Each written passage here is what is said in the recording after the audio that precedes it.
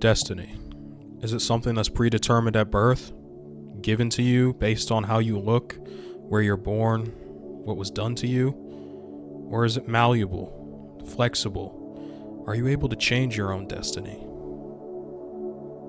Will you always be the playboy running around into different women's bedrooms, blowing off board meetings, annoying your father? Destined to fight, to kill for a cause you don't even believe in, just because it was passed down to you generation from generation?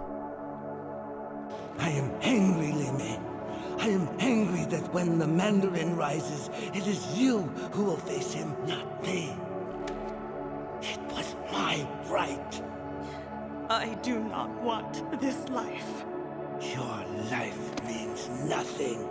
You are on this earth to serve another purpose. It is serve with honor. But sometimes, your destiny can just change in the blink of an eye. All it takes is being in the wrong place at the wrong time.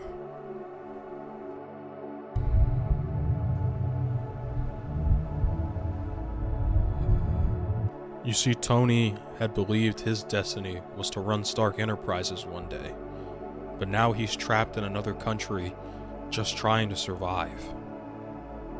He needs a plan to escape the Jade Dragons who have trapped him there, so he gets to work with the help of Rhodey as he tries to forge himself a way out, or maybe a new destiny.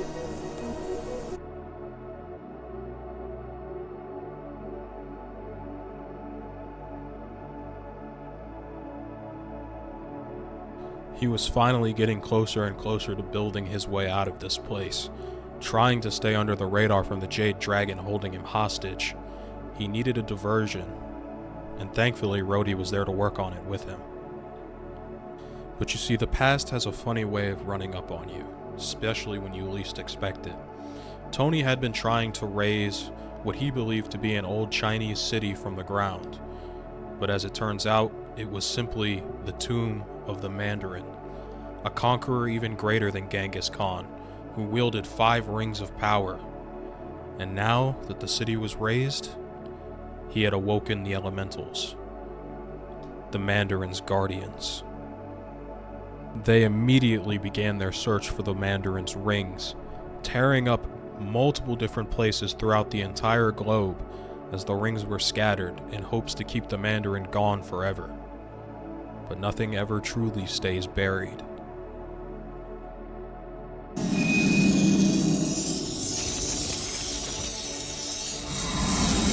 The day had finally come for Tony and Rhodey to escape, but the leader of the Jade Dragon had discovered their treachery, I guess you could say, and he was less than pleased. But with a little help from Li-Mei, they were able to make it out of there alive.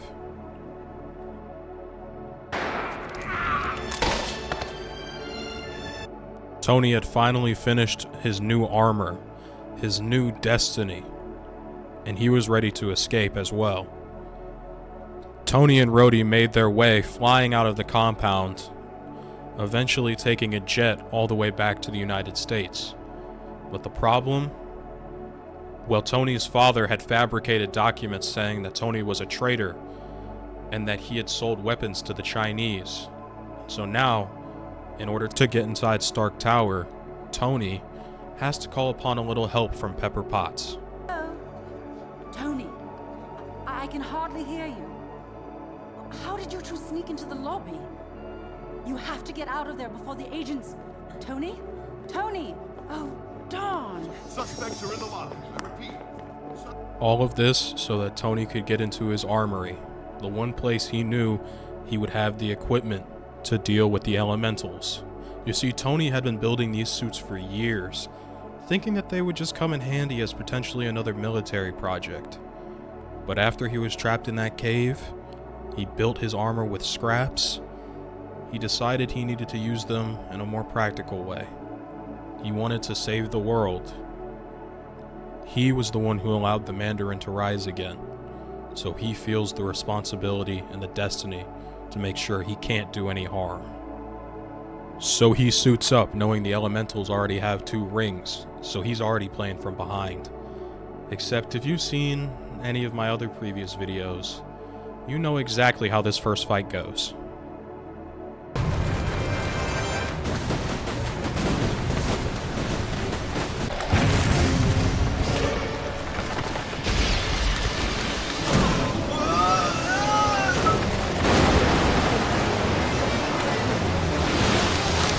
You see, Tony may have gotten his ass kicked, but at least he was able to defeat one of the elementals along the way, which would help in future.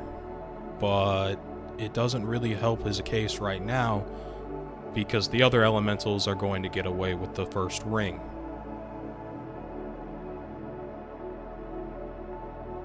So Tony frees himself, and his suit is damaged, to say the least.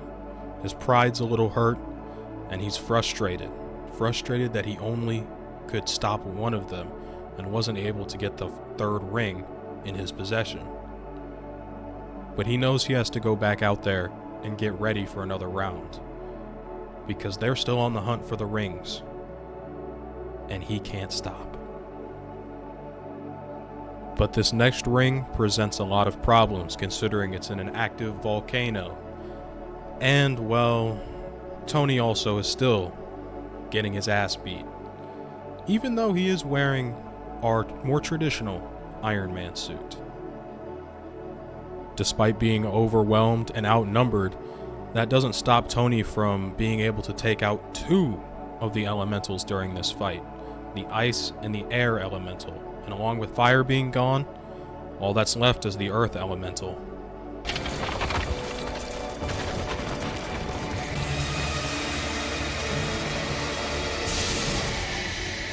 Tony was able to sneak one of the rings off of the earth elemental during their little scuffle, but now he really needed to escape, and fast.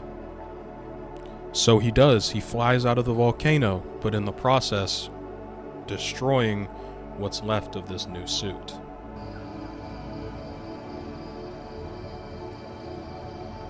And with the fourth ring, the last known ring on the table, being held by Tony, the elemental decides to go to the Mandarin's tomb and start to raise his army in preparation for Tony to come back with the final ring to end everything. But there's a slight problem. Tony was trapped in South America for nearly 2 weeks, while the Earth Elemental was off setting everything up. In that time, 𝙁𝙤 had come to visit Tony, and the two of them decided to team up in order to defeat the Earth Elemental. But if only Tony knew why 𝙁𝙤 decided to team up with him. When they arrive, it's time for one last battle between the Earth Elemental and Tony, and it ends in a sort of anticlimactic way.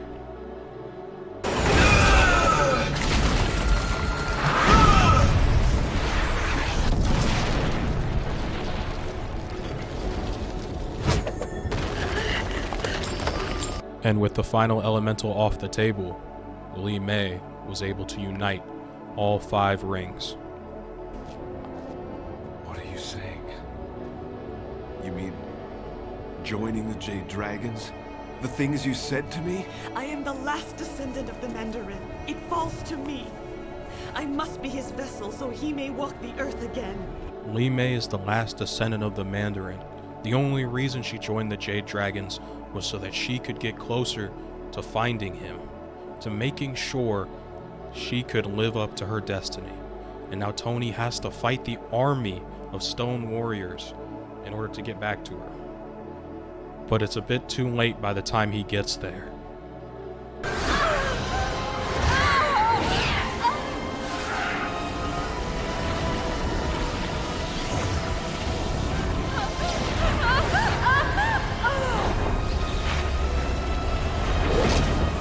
When Tony finally arrives, battered, beaten, and bruised, just like in every fight in this movie, he doesn't really find 𝙁𝙤. He finds the Mandarin. And the Mandarin isn't exactly too kind to him.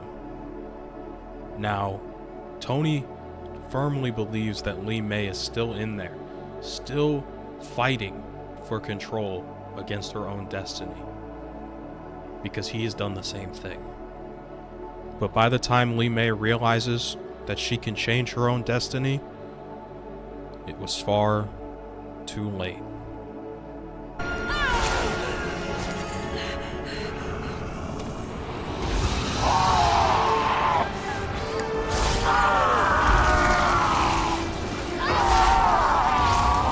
Li Mei had waited far too long to change her destiny. And while she was able to do it, it ended up costing her her life. Your destiny is changeable.